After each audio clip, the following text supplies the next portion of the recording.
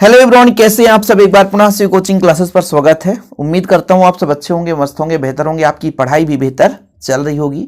Class 12 physics NCERT में आपका chapter 13 चल रहा है, जिस चैप्टर का नाम है नाभिक। और इसके पहले हमने बच्चों आपको इस चैप्टर के जो भी वीडियोज लेक्चर प्रोवाइड किए हैं वो आपको प्ले लिस्ट में मिल जाएंगे। आज आप लोग सीखने वाले हैं रेडियो सक्रियता, इससे संबंधित वैक्यूल किरणों के गुण। जैसे वैक्यूल किरण में आपका अल्फा किरण, बीटा किरण और गामा किरण आता है। क्वेश्चन इससे कई प्रकार से पूछा जा सकता है, इसलिए आप लोगों को थोड़ा सा लास्ट तक देखना है, क्योंकि बच्चों जब तक आप बेसिक नहीं सीखेंगे तब तक आपको क्लियर नहीं हो पाएगा। और जो क्वेश्चन बनता है एक अल्फा, बीटा और गामा किरणों के गुणों के बारे में, ठीक है, तो चाहे आपका अंतर पूछ दिया जाए, चाहे इनके गुणों की तुलना पूछ दी जाए, या तो अल्फा किरण के गुण पूछ दिए जाएं, या तो बीटा किरण के गुण, या तो गामा किरण के गुण, किसी भी प्रकार से क्वेश्चन पूछा जाएगा आपसे बनेगा। लेकिन कब? जब आप आज के इस लेक्चर को लास्ट तक देखेंगे। ज्यादा समय नहीं लेंगे बच्चों, चलिए शुरू करते हैं। रेडियो एक्टिवता की खोज किसने की? हेनरी वैक्यूल ने सन 1896 में। पहला ऑब्जेक्टिव आप लोगों को तैयार करना है कि सर्वप्रथम ये रेडियो सक्रियता या रेडियो एक्टिवता, चाहे आप रेडियो सक्रियता की बात करें चाहे रेडियो एक्टिवता की बात करें, रेडियो एक्टिविटी इंग्लिश में हो जाता बच्चों, और फिर हिंदी में रेडियो सक्रियता या रेडियो एक्टिवता। इसकी खोज किसके द्वारा? सन 1896 में हेनरी वैक्यूल के द्वारा की गई कि रेडियो सक्रियता है क्या? रेडियो एक्टिव पदार्थ से स्वतः विकिरण का उत्सर्जन रेडियो सक्रियता कहलाता है, रेडियो एक्टिविता कहलाता है। उन्होंने बढ़िया सा एक प्रयोग किया। जैसे यहां पर आप देखो, एक लेड ब्लॉक ले लिया और उसमें रेडियो एक्टिव पदार्थ रखा, और इसमें से देखा कि भाई यहां पर प्लस माइनस चार्ज लेकर कि यहां पे कुछ किरणें निकल रही हैं जो कि सामने फोटोग्राफिक प्लेट को प्रभावित करते हैं। और उन्होंने पुष्ट किया कि रेडियो एक्टिव पदार्थ जो होते हैं, रेडियो सक्रिय पदार्थ होते हैं, इनसे स्वतः ही कुछ किरणें निकलती रहती है जिनकी भेदन क्षमता बहुत ज्यादा होती है और ये फोटोग्राफिक प्लेट को प्रभावित करते हैं। ये जो परिघटना बच्चों वो कहलाता है रेडियो सक्रियता, रेडियो एक्टिवता। और जो आप पदार्थ लिए थे, जिस पदार्थ से विकिरणें उत्सर्जित होती हैं, उन्हें बोला गया रेडियो एक्टिव पदार्थ या रेडियो सक्रिय पदार्थ। ठीक है, ये चीज आप लोगों को थोड़ा समझना है कि सर्वप्रथम इसका प्रयोग किसने किया था? 1896 में हेनरी वैक्यूल के द्वारा दिया गया। और भाई साहब हेनरी वैक्यूल ने यह चीज बताया तो यहां से जो किरणें निकलती हैं, इन किरणों को वैक्यूल किरण कहा गया, क्योंकि भाई साहब इनका श्रेय जाता है ना। आप इतना मेहनत करते हो, यदि मान लीजिए वैक्यूल किरण ना नाम देते तो फिर कैसे पहचानते, कैसे जानते कि भाई ये इनके द्वारा दी गई है ना? तो इन्हीं के नाम के आधार पर वैक्यूल किरणें नाम दे दिया गया। ठीक है, ये किरणें पदार्थ से स्वतः निकलती रहती हैं, चाहे आपका रेडियो एक्टिव पदार्थ हो या उसके कोई यौगिक हो, उनसे भी ये निकलती रहती हैं। इनसे जो किरणें निकलती हैं वो अल्फा किरण, बीटा किरण और गामा किरण से मिलकर बनी होती है। ये वैक्यूल किरणों के गुण हैं। अभी मैं आपको मोटे मोटे तौर पर समझा रहा हूं कैसे लिखना है, क्या करना है, पूरा स्क्रीनशॉट दूंगा, आप चिंता ना करें। फिलहाल अभी इतना समझे बेसिक चीजें। चलिए, रेडियो एक्टिवता या रेडियो सक्रियता की कोई परिभाषा आपसे पूछे तो आप बता सकते हो कि रेडियो एक्टिव पदार्थ या रेडियो सक्रिय पदार्थ या उसके यौगिक से स्वतः ही विकिरणों का उत्सर्जन होना रेडियो सक्रियता कहलाता है। और जिन पदार्थ से ये रेडियो एक्टिव विकिरण जो निकलते हैं, मतलब एक प्रकार जिन पदार्थों से ये विकिरण निकलते हैं, उन्हें हम क्या बोलते हैं बच्चों? रेडियो एक्टिव पदार्थ या रेडियो सक्रिय पदार्थ। दोनों चीज है ना। मतलब किसी पदार्थ से विकिरणों का स्वतः निकलना, विकिरण मतलब वैक्यूल किरण, स्वतः निकलना कहलाता रेडियो सक्रियता या रेडियो एक्टिवता।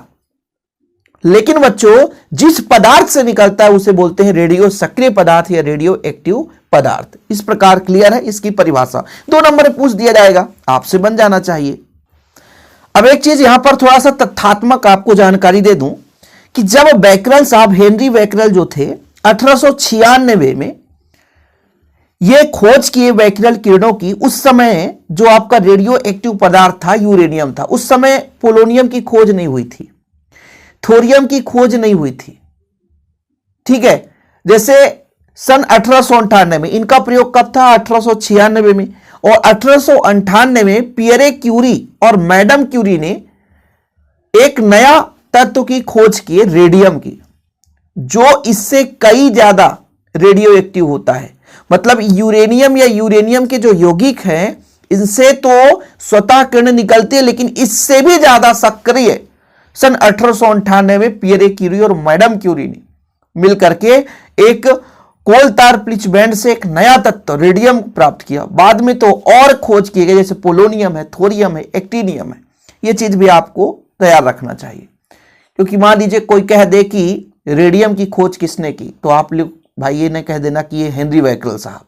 पियरे क्यूरी और मैडम क्यूरी सन 1898 में मिलकर के। ठीक है बच्चों, चलिए। तो किसी भी पदार्थ से विकिरण का स्वतः निकलना रेडियो एक्टिविता कहलाता है। जिस पदार्थ से निकलता है उसे रेडियो एक्टिव पदार्थ कहते हैं। और इन किरणों को, जो कि ये रेडियो एक्टिव पदार्थ से निकलती हैं, आविष्कारकर्ता के नाम पर बैकरेल किरणें कहा जाता है। यहां पर बच्चों एक लेड ब्लॉक है, मतलब एक लेड ब्लॉक है, इसमें रेडियो एक्टिव पदार्थ या रेडियो सक्रिय पदार्थ रखा गया है। जैसे यहां पर पोटेशियम यूरेनियम सल्फेट है, मतलब यूरेनियम का लवण है, यूरेनियम का लवण पोटेशियम यूरेनियम सल्फेट है। यहां से किरणें निकल रही हैं, तो इन किरणों को ही अल्फा, बीटा और गामा, जो आपके पास 3 किरण हैं, इन किरणों के समूह को बैकरेल किरणें कहा गया। आप लोगों को गुण लिखना, लिख लें, कुछ चीजें यहां पर नहीं लिखा है तो आप लिख लें कि ये किरणें स्वतः ही निकलती हैं। पहला लिखो बैकरेल, बैकुरल लिखा मिल जाएगा, या बैकेरल, आपको जो लिखना लिख सकते हैं। बैकुरल, वैक्यूरल भी, तो अलग अलग बुक में अलग अलग नाम लिखा रहता है। तो वैक्यूरल किरणों के गुण, पहला नंबर, ये किरणें पदार्थ से स्वतः निकलती हैं अपने आप, कोई धक्का नहीं, कोई मारपीट नहीं, भैया बोले हम खुद चले जाएंगे। दूसरा, रेडियो एक्टिव पदार्थ के सभी यौगिकों से किरणें निकलती हैं। ऐसा नहीं कि यूरेनियम बस से, यूरेनियम का कोई भी लवण होगा, कोई भी यौगिक होगा, उससे भी ये किरणें निकलेंगी। ठीक है, कोई दिक्कत तो नहीं है। इन किरणों पर पदार्थ के ताप तथा अन्य यौगिकों के रासायनिक अवस्थाओं का कोई प्रभाव नहीं पड़ता। ये बोले हम निकल रहे हैं, आप जो करना हो करो, इससे मतलब नहीं है। गर्म करो, ठंडा करो, हमारी प्रक्रिया है निकलने के लिए, तो स्वतः ही निकलती रहती हैं। और ये जो बैकरेल किरणें हैं वो 3 किरणों से, मुख्य रूप से अल्फा कण, बीटा कण या गामा कण, जिसे हम अल्फा किरण भी कह सकते हैं, बीटा किरण और गामा किरण से मिलकर बना होता है। तो 4 गुण आप लिख लिए कि ये किरणें स्वतः उत्सर्जित होती हैं, ये किरणें रेडियोएक्टिव पदार्थ की यौगिकों से भी उत्सर्जित होती हैं, इन पर किसी ताप का प्रभाव नहीं पड़ता या अन्य भौतिक या रासायनिक अवस्थाओं का कोई प्रभाव नहीं पड़ता। बैकरेल किरणें अल्फा, बीटा, गामा किरणों से मिलकर बने होते हैं। चीजें क्लियर? अब इनके प्रयोग को समझाते हैं बच्चों। जो हेनरी बैकरेल साहब 1896 में, इन्होंने यूरेनियम का एक लवण लिया, पोटेशियम यूरेनियम सल्फेट, ये लवण ले लिया और इससे क्या किया बच्चों कि एक लेड ब्लॉक में रखा और इस लेड ब्लॉक के दोनों सिरों पर एक भाग पर ऋणावेशित और एक भाग पर धनावेशित एक प्रकार से प्लेट लगा दिया, धनावेशित प्लेट और ऋणावेशित प्लेट। मतलब इसको एक ऐसा सिस्टम में व्यवस्थित किया कि जो लेड ब्लॉक का एक भाग है वो धनावेशित हो गया और एक भाग है ऋणावेशित। जैसे इधर देखो, ये जो प्लेट है वो ऋणावेशित है और ये जो है धनावेशित है। भाई इन्होंने पहले तो, जब तक आप उसका पुष्टि नहीं कर पाओगे तो कैसे बताओगे भाई कि यहां से कुछ निकल रहा है। तो उन्होंने क्या किया, लेड ब्लॉक में एक रेडियो एक्टिव पदार्थ जैसे यूरेनियम का कोई यौगिक ले लिया, पोटेशियम यूरेनियम सल्फेट। और भाई देखो, कोई भी चीज एक ही मिनट में या एक ही दिन में या एक ही हफ्ते में या एक ही महीने में नहीं हो जाता। जो थॉमस एडिसन अल्वा साहब थे ना, बल्ब की खोज की, वो 10 वर्ष लगे रहे और अंत में बल्ब की खोज कर दी गई।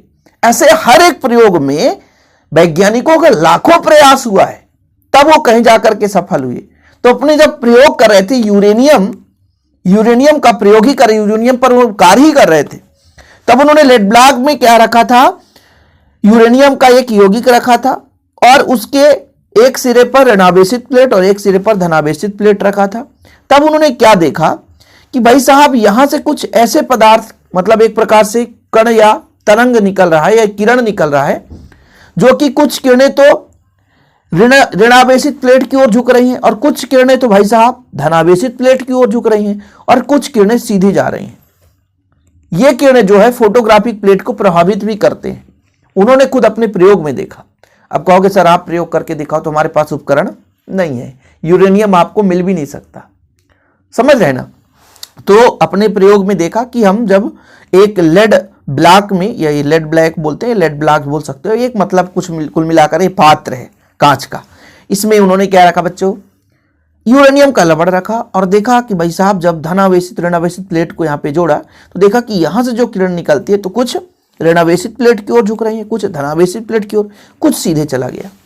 तो उन्होंने निष्कर्ष निकाला कि जो भाई ऋणावेशित प्लेट की ओर झुक रहा है इसका मतलब उस पर धनावेशित चार्ज है या धनावेश चार्ज है, और भाई कुछ यदि धनावेश की ओर झुक रहा है तो उस पर कहीं ना कहीं ऋणावेश चार्ज है।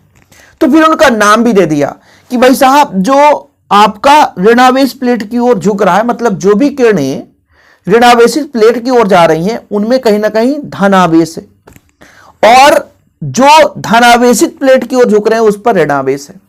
और फिर नाम दे दिया कि जो धनावेशित किरण है उसे हम अल्फा किरण या अल्फा कण के नाम से जानेंगे, और जो आपके ऋणावेशित किरण है जो धन की ओर जा रहे हैं उन्हें हम बीटा किरण के नाम से जानेंगे। अब आपके मन में आएगा सर अल्फा किरण या बीटा किरण ही क्यों दिया गया नाम?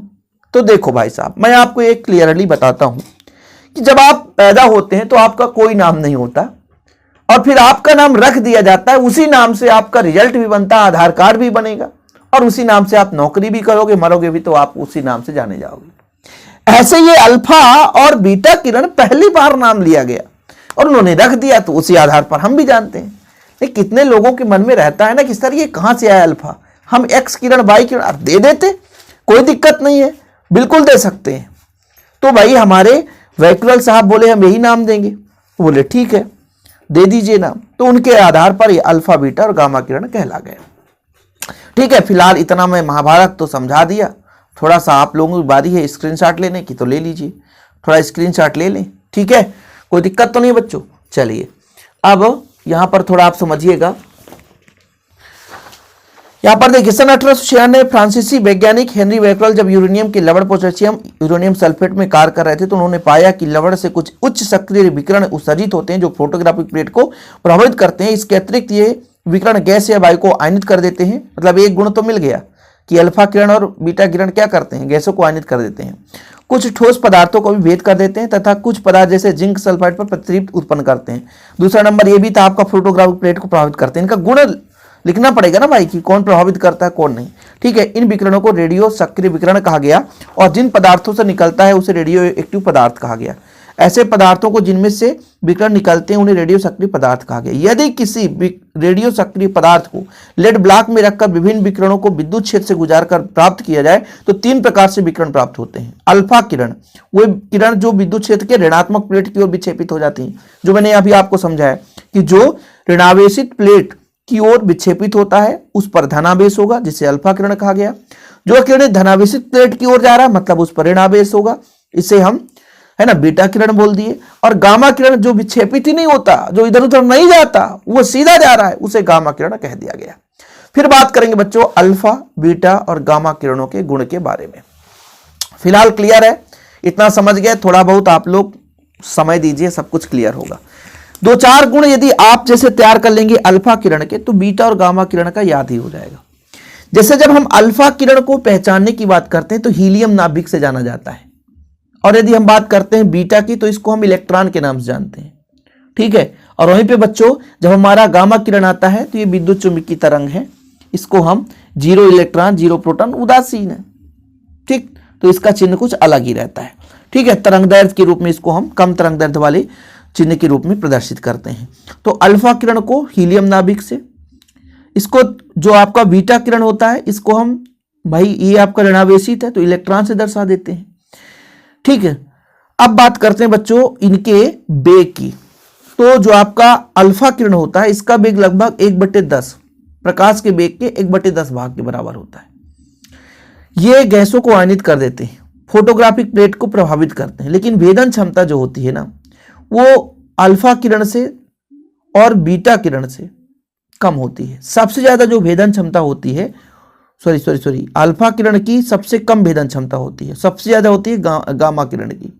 तो अल्फा किरण की जो भेदन क्षमता है वो गामा किरण और बीटा किरण दोनों से बहुत कम होती है।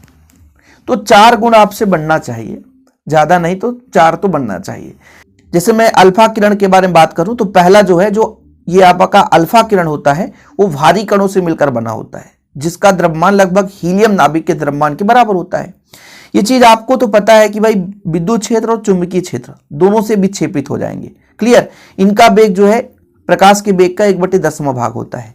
गैसों को आयनित कर देते हैं, फोटोग्राफिक प्लेट को प्रभावित करते हैं। भेदन क्षमता इनकी कम होती है, चाहे गामा किरण चाहे बीटा किरण, इन दोनों की तुलना में करेंगे तो भेदन क्षमता बीटा की तुलना में 1/100 और गामा की तुलना में 1/10,000 इतना कम होता है। ठीक है, तो ये चीज होता है। चलिए इसको हम तुलना करेंगे बच्चों, तब आपको क्लियर हो पाएगा। कम से कम 5-6 तैयार कर लेंगे तो क्लियर हो जाएगा। देखिए पहला, आवेश एवं द्रव्यमान। जो अल्फा किरण होते हैं इस पे कौन सा आवेश होता है? ये आपका धनावेश युक्त होता है क्योंकि ऋणावेशित प्लेट की ओर जाता है। इन कणों में 2 इकाई धनात्मक आवेश तथा द्रव्यमान 4 इकाई होता है, क्योंकि प्रतीक में अपन देखते हैं कि यहाँ पर हीलियम का परमाणु क्रमांक 2, तो यहाँ पे 2 धनात्मक इकाई और 4 द्रव्यमान। इन कणों में 1 ऋणात्मक इकाई होता है, ऋणात्मक इकाई क्योंकि इसको इलेक्ट्रॉन से प्रदर्शित करते हैं। ये विद्युत चुंबकीय विकिरण है जिनकी तरंगदैर्घ्य बहुत कम होती है, इनका कोई द्रव्यमान नहीं होता, ना तो इसमें इलेक्ट्रॉन ना तो प्रोटॉन, इसमें कोई द्रव्यमान नहीं होता। तो ये इसका आवेश एवं द्रव्यमान हो गया, ये प्रतीक हो गया। पहचान हीलियम नाभिक से, इसके इलेक्ट्रॉन से, इसके ऊर्जा के विकिरण से इसकी पहचान की जाती है। ठीक है, चलिए जब हम वेग की बात करते हैं बच्चों, तो अल्फा किरण का वेग प्रकाश के वेग का लगभग 1/10 गुना और बीटा किरण प्रकाश के वेग के लगभग बराबर, गामा किरण का वेग प्रकाश के वेग के लगभग बराबर होता है। आयनीकरण क्षमता, उच्च गतिज ऊर्जा के कारण आयनीकरण क्षमता अधिक होता है। ठीक है, आयनीकरण क्षमता इसका कम होता है और गामा का बहुत कम होता है, बीटा से 100 गुना और गामा से 1000 गुना होता है आयनीकरण क्षमता।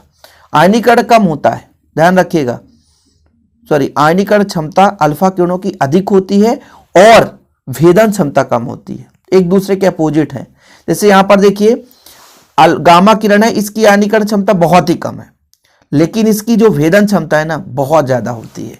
ठीक है, भेदन क्षमता देखिए बड़े आकार व अधिक द्रव्यमान के कारण ये न्यूनतम भेदन क्षमता है, लेकिन वहीं पे जब हम देखेंगे गामा किरणों की भेदन क्षमता बहुत अधिक। ठीक है, यहां पर स्क्रीनशॉट ले लेना बच्चों। अल्फा किरण इसकी आयनीकरण क्षमता अधिक है जबकि भेदन क्षमता कम है। गामा किरण आयनीकरण क्षमता बहुत कम है लेकिन भेदन क्षमता अधिक है। देखो फोटोग्राफिक प्लेट को प्रभावित करती है, ये और ज्यादा प्रभावित करती है, लेकिन गामा किरण सीधे निकलती है तो कम प्रभावित करती है। जेडएनएस जिंक सल्फाइड, जेडएनएस मतलब जिंक सल्फाइड स्क्रीन पर प्रतिदीप्त, तो गतिज ऊर्जा के उच्च मान के कारण सर्वाधिक सबसे ज्यादा ये प्रतिदीप्त बनाता है, और ये भाई साहब थोड़ा सा मान कम होता है इसके अपेक्षा, और गामा किरणों का मान और कम होता है। तो इनके गुणों की तुलना यदि आप कर लें तो आपसे इनका गुण भी बन जाएगा। ज्यादा मैं नहीं कहूंगा, 4 गुण आपको याद रहना चाहिए, मतलब 4 गुण आपसे बनना चाहिए। इससे ज्यादा कभी एग्जाम में पूछा भी नहीं जाएगा। यदि पूछ दिया जाएगा 2 नंबर में पूछा जाएगा, इस चैप्टर से 2 से 3 अंक से ज्यादा पूछा ही नहीं जाता है कि इनके गुणों की तुलना, तो आप 4 गुण लिख देना। ठीक है भाई, पहले मैंने आपको बता ही दिया सिस्टमेटिक ढंग से इसका पूरा। ये आपका पहले आवेश एवं द्रव्यमान प्रतीक हो गया, पहचान हो गया, वेग हो गया, आयनीकरण क्षमता हो गया। तो ये कंप्लीट आपका हुआ बच्चों। और हम लोग जैसे आप लोगों को नोट्स प्रोवाइड करते हैं तो नोट्स का जो चार्ज होता है 100 रुपीज रहता है। जिन बच्चों को लेना है तो कॉन्टेक्ट नंबर लिख लीजिए 9685299149, 9685299149। इस नंबर पर आप कॉन्टेक्ट करके नोट्स ले सकते हैं। आज के लिए इतना ही। जय हिंद, वंदे मातरम।